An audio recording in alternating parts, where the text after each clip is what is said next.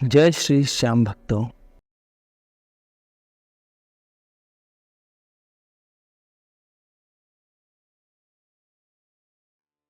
मैं इसे डिवोर्स भी नहीं दूंगा। इन्होंने हमारी फैमिली के साथ जितना गलत करना था कर लिया, अब हमारी बारी। श्याम बाबा ने कहा था कि अपने अच्छे वक्त का इंतजार करो, अब हमारा अच्छा वक्त आ गया। इन्होंने हमारे परिवार को एक शहर के महिला पुलिस स्टेशन बुलवाया और नहीं पहुंचने पर कानूनी कार्रवाई करने की बात कही। हमारे घर में हर वक्त टेंशन का माहौल उत्पन्न किया। ऐसा लग रहा था जैसे मैंने इनकी बेटी से शादी नहीं मर्डर कर दिया हो। हम लोग बस 1 से 2 साल से एक दूसरे को तसल्ली ही दे रहे हैं कि कानून हमें न्याय देगा। महिला पुलिस ने भी कोई मदद नहीं की। कोई बात नहीं, अगर वो मेरी कोई मदद नहीं करना चाहती थी तो, लेकिन मेरी माँ, मेरी चाची, इनकी तो मदद कर सकती थी। हमारे पास तो सारे सबूत भी थे। उन्होंने फिर भी हमें 5 बार महीना थाने बुलवाया। हर 4-5 दिनों में थाने से फोन आ जाता कि आ जाओ, आपकी बहू ने बुलवाया। हम अपनी दुकान मकान बंद करके उनके शहर, जो हमारे शहर से 60 किलोमीटर, मतलब हमारे शहर से 2 घंटे की दूरी पर है, हम वहाँ इसीलिए जाते कि पुलिस हमारी भी बात सुनेगी, लेकिन वहाँ जाकर कोई फायदा नहीं। मायूस होकर ही लौटना पड़ता। एक पल के लिए नहीं लगा कि ये बीजेपी शासन है, वही कांग्रेसियों के बनाए हुए कानून। जिसे तकलीफ है वही तकलीफ में, और जिसके पास पैसा है वो मर्डर करके भी आराम से अपना जीवन जी रहा है। ऐसा ही वाक्य मैंने महिला थाने में देखा था। एक गरीब घर की लड़की थाने के अंदर खड़ी हुई थी, वो भी अपने ससुराल वालों के खिलाफ रिपोर्ट कराने आई थी। हम लोग भी वहीं पुलिस मैडम के सामने बैठे हुए थे। मैडम ने उस लड़की को हमारे साथ बैठने को कहा। वो आकर माँ चाची के पास खड़ी हो गई। माँ ने उसे बैठने को कहा, लेकिन वो बैठी नहीं। उसने कहा, आंटी जी मैं बैठ नहीं पाऊंगी। अब थोड़ी देर बाद मैडम ने उस लड़की को अपने पास बुलाकर बैठने को कहा, लेकिन वो मैडम के पास जाकर खड़ी ही रही। मैडम ने भी उसे बैठने को कहा। फिर उसने मैडम को बताया उसके पति ने बैक साइड से उसके प्राइवेट पार्ट को जला दिया। ये सुनकर तो हमारे और पुलिस मैडम के होश ही उड़ गए। पुलिस मैडम ने पूछा, कैसे जला गया? उस लड़की ने कहा उसके पति ने उसे शराब के नशे में मारपीट कर गर्म तवे पर बैठा दिया, जिसकी वजह से उसका बैक साइड पूरी तरह से जल गया। अब पुलिस मैडम ने उस लड़की से सबूत दिखाने को कहा। वो लड़के ने मोबाइल में कुछ फोटो पुलिस मैडम को दिखा दिए। अब मैडम का गुस्सा 7वें आसमान पर था। मैडम बहुत स्ट्रिक्ट हो गई और उनकी रिपोर्ट लिखने को कहा। कानून इतना लड़कियों के पक्ष में क्यों रहता है? कुछ जानवर आज भी जिंदा जो अपनी पत्नी के साथ ये सब करते हैं। अब कानून थोड़ा थोड़ा मुझे भी समझ में आने लगा, लेकिन आगे जिसका डर था वही हो। मैडम ने हमसे भी स्ट्रिक्टली बात करना शुरू की। पूछा, कौन कौन आया है साथ में? मैंने कहा, मैडम आपने जिन जिन को आने को कहा था वो सभी आए हैं, माँ, पिताजी, चाची। मैडम ने फिर पूछा, क्या पढ़ते हो? मैंने कहा, मैडम अपने शहर में एक छोटा सा रेस्टोरेंट चलाता हूँ। पिताजी क्या करते हैं? पिताजी भी मेरे साथ सुबह से दोपहर तक उसी रेस्टोरेंट में मेरा साथ देते हैं। इतना पूछकर हमें बाहर रुकने को कहा। थोड़ी देर में मेरी पत्नी, उनकी माँ, पिताजी और बड़ा भाई पुलिस स्टेशन आ गए। मैं गया उनके पास। एक अच्छा बच्चा बनकर मेरी पत्नी के माता पिताजी के चरण स्पर्श किए। बड़े भाई से हाथ बुलाया और पूछा उसके बड़े भाई से, क्या बात हुई है? ये सब क्या है? क्यों बुलवाया हमें पुलिस स्टेशन? इतने में उसका बड़ा भाई बोला, अब हम नहीं, पुलिस तुम लोगों से बात करेगी। मैं समझ गया, ये लोग पूरा मूड बना कर आए हैं हमें अंदर करवाने का। मैं भी हंस पड़ा अंदर ही अंदर। मैंने लगाई आवाज और बोल पड़ा, बाबा, ओ बाबा, मेरे बाबा, आओ ना। बाबा, अब बात लाज पर आ गई, माँ बाप के सम्मान पर आ गई। हमारी लाज बचाने ही आ जाओ मेरे बाबा। अब तो बाबा को आना ही था। माँ के सम्मान के लिए तो हमारे दानी ने भगवान श्री कृष्ण को अपना शेष दान दिया था, और इस बार बात उनके भगत की माता के आत्मसम्मान की है। हम निडर होकर पुलिस स्टेशन से अंदर चले गए। अब मैडम के सवाल और हमारे जवाब स्टार्ट हो गए। अब कानून की रिपोर्ट में मुझ पर अलग आरोप लगाए गए थे। जैसे मैडम का पहला सवाल मेरे लिए, क्यों? तुम विवाह के दिन नशे में थे स्टेज पर, और रिसेप्शन पर तुमने शराब पी रखी थी, और तुमने इतनी शराब पी रखी थी कि तुम शादी के 7 फेरे लेते समय बार बार गिर रहे थे। मैंने मन में बोला, देख लो बाबा, ये आपके भक्त को दारू कुट्टा भी बोल रहे हैं। अब आ जा। अब बाबा का मैजिक चालू हो गया। मन से आवाज आया, रोतले रोना बंद कर और उन्हें सच बता। अभी तुमसे ज्यादा किसी और भगत को मेरी जरूरत है। मैं उसके पास जा रहा हूँ, कुछ नहीं होगा, विश्वास रख पापा श्याम पर। बस इतनी बात सुनकर मन में विश्वास भर गया। अब बाबा मेरे साथ ही थे। मैंने मन में बोला, आ जाओ तुम सब, कितने हो? इतने में पुलिस मैडम की आवाज आया, बोलो बोलो कुछ। मैं भी हंसकर बोल पड़ा, मैडम सुबह सुबह कौन दारू पीता है? मैं तो सुबह शाम चाय पीता और कभी कभी हफ्ते में 1 या 2 बार दारू कम बियर ज्यादा पीता। फिर बताया मैडम को कि पुलिस मैडम, मैंने साथ में फेरे भी नहीं लिए क्योंकि मेरी शादी गुरुद्वारे में हुई थी और वहाँ हमने लावा में फेरे लिए थे, जो 7 नहीं बल्कि 4 फेरे होते हैं। मैडम बोले, अच्छा झूठ बोल रहे हो? मैंने मैडम से कहा, आप खुद मेरी पत्नी से पूछ लो। हमने गुरुद्वारे में शादी की और वहाँ सिर्फ 4 फेरे लिए जाते हैं और हमारे फेरों का समय सुबह 9 बजे था और उस दिन मेरे श्याम बाबा की 11 थी। तो मैं तो क्या, उनका कोई भी भक्त उस दिन शराब मांस कोई भी बुरे कामों से अपनी दूरी बना लेता है। और हमारे रिसेप्शन का समय भी दोपहर का था। शाम को 7 बजे तक तो हम सब घर पहुंच गए थे और हमारी फर्स्ट नाइट मतलब सुहाग रात का दिन भी वही था। और हम रात को 10 बजे अपने होटल रूम में एंटर भी कर लिए थे और सुबह 10 बजे ही साथ में बाहर निकले नहाकर।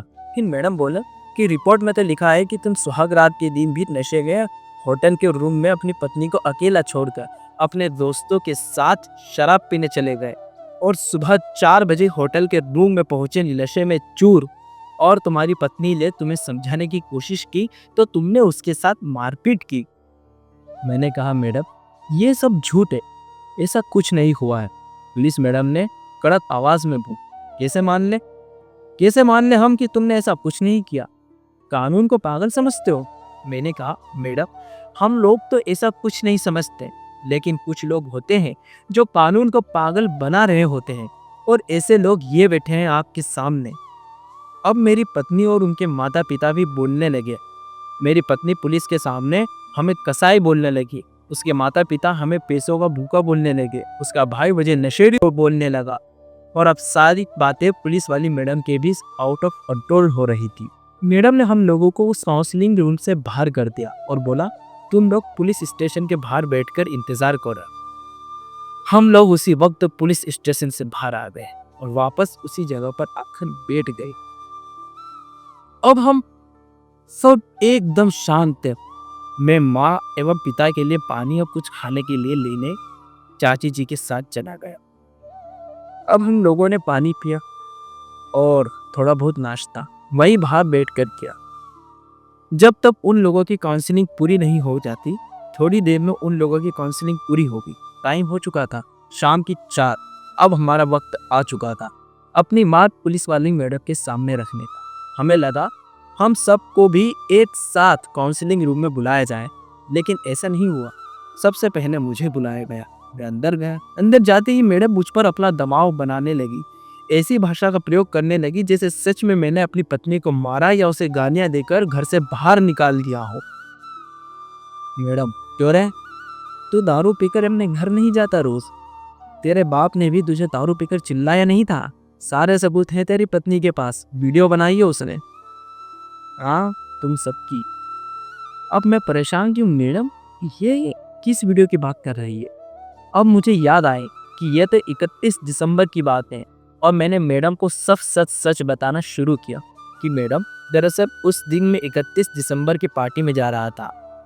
पहले तो मैं और मेरी पत्नी दोनों साथ जाने वाले थे, लेकिन मेरी पत्नी ने मेरे साथ उस पार्टी में जाने से मना कर दिया और मैं अपने दोस्तों के साथ उस पार्टी में चला गया। और वैसे ही मैं घर पर सबको बता कर ही गया था और पापा मुझ पर इसीलिए गुस्सा हुए थे क्योंकि मैं 1 बजे घर वापस आया और मैंने थोड़ी बियर पी रखी। बस इससे ज़्यादा कुछ नहीं हुआ था। लेकिन मेरी पत्नी ने यह वीडियो क्यों बनाया और क्यों आप सबको दिखाया, ये आप सब समझ जाओ, क्योंकि वो हमें आप सबके सामने बदनाम करना चाहती है। और वैसे भी इस वीडियो से तो हमारे घर के संस्कार दिखाई देते हैं कि हमारे पापा हमारी किसी भी गलती को आसानी से माफ़ नहीं करते हैं। अब एक बाप अपने बेटे को नहीं चिल्लाएगा तो कौन पड़ोसी चिल्लाएगा? क्या मैडम की समझ में ये बात आ चुकी थी कि मैं झूठ नहीं बोल रहा हूँ? मैडम ने आगे कहा, क्या तुम्हारे पास कोई सबूत है जिससे पता चल सके कि ये लड़की झूठ बोल रही है? मैंने थोड़ा रुक कर बाबा आवाज लगाए, मेरे श्याम धनी, क्या आप अपने उस भगत से फ्री हो चुके हो? अब आपके इस भगत को आपकी जरूरत है। मन से आवाज आया, तेरे सारे सवालों के जवाब तुझे तेरे मोबाइल पे ही मिल जाएगी। देख और दिखा दे पुलिस को। मैंने जल्दी से अपना मोबाइल दिखाना शुरू किया। मैंने देखा मोबाइल गैलरी में हमारी सुहागरात का कुछ फोटो थे, जिसमें फोटो क्लिक का टाइम 11:30 से 12 बजे तक का था, जो कि उस पगली ने ही क्लिक किए थे मेरे मोबाइल से। और एक वीडियो भी था जो सुबह 8:30 बजे का था, जिसमें वो पगली मेरी पत्नी में खुद को बहुत खुश दिखा रही थी। नई ड्रेस, बहुत सारा गोल्ड, एकदम डेकोरेटेड रूम में। मैंने पुलिस मैडम को वो सारे फोटोज और वीडियो दिखाए। और अब मैंने मैडम से पूछा, मैडम क्या मैं इन फोटोज में आपको नशे में नहीं लग रहा? और पुलिस मैडम, क्या इस वीडियो में ऐसा लग रहा है कि इस लड़की ने कुछ टाइम पहले बहुत मार खाई है मेरे हाथों से, जैसा कि आपने मुझे बताया? अब पुलिस मैडम मुझसे अच्छे से बात कर रही थी, मेरी बातों पर हंस रही थी। अब लग रहा था कि मैडम के मन में जो मेरे लिए शक भरा हुआ था वो धीरे धीरे कम हो रहा है। थोड़ी पूछताछ और की, जैसे पुलिस मैडम ने पूछा, वहां से क्या क्या लाई है ये लड़की? हमने बता दिया कि मैडम शादी में दिया हुआ सारा गोल्ड नगद राशि अपने साथ ले गई। आगे पुलिस मैडम ने पूछा कि इन 12 दिनों में पति पत्नी वाला संबंध बना? अब मुझे थोड़ी शर्म सी आई, लेकिन अब सच बताना था। मैंने बता दिया पुलिस मैडम को कि नहीं मैडम, ऐसा कुछ भी नहीं हुआ। मैं जब भी उसके करीब जाने की कोशिश करता, या तो वो रूट से बाहर चली जाती या कुछ ऐसा बोल देती कि मुझे अपने कदम पीछे लेना पड़ते हैं। मैडम ने फिर से मेरी रिपोर्ट पढ़ी, फिर बोला, इस रिपोर्ट में भी यही लिखा है कि तू अपनी फर्स्ट नाइट पर भी होटल में नहीं था। मैंने कहा, झूठ बोल रही है मैडम, सबूत दिखा दिए हैं मैंने आपको। हाँ ठीक है बोलकर मैडम ने मुझे जाने को कहा और पापा को भेजने को कहा। पापा एकदम चुप शांत मन से मुझसे पूछने लगे, क्या होगा? मैंने कहा, पापा बस काउंसलिंग होगी, मैडम जो पूछे उसका सही जवाब देना है, बस फ्री। बस पापा गए काउंसलिंग रूम में और 5 से 10 मिनट में वापस बाहर आ गई। हमारे पास आकर उन्होंने माँ को काउंसलिंग रूम में जाने को कहा। माँ गुस्से में पापा से बोली, मैं नहीं जाऊँ रही, मैंने कुछ नहीं किया। फिर पापा ने कहा, यही बात बताने के लिए ही हम यहाँ पुलिस स्टेशन आए हैं, और अंदर जो मैडम है वो भी इंसान है, सब समझते हैं वो लोग, बस झूठ बंद बोलते हैं उनसे। जाओ अब मैं और पापा माँ के आने का इंतजार कर रहे हैं। सामने से माँ हमारे पास आते हुए दिखाई दी। माँ मस्त, एकदम खुश, ऐसा लगा माँ जंग जीत गई है। माँ हमारे पास आई और बोली, मैंने तो सब बता दिया कि क्या क्या करके आई है वो लड़की। दिन भर मोबाइल पर लगी रहती, घर में गानियों से बात करती, कभी ये बहन का पकौड़ा कभी वो बहन का पकौड़ा करती रहती। बोले सूट नहीं पहनूंगी, मुझे जीन्स पहनना है। सिर्फ 4 से 5 दिनों में ही ऐसा व्यवहार, वो भी अपने पति के घर में अच्छा लगता है क्या पुलिस मैडम?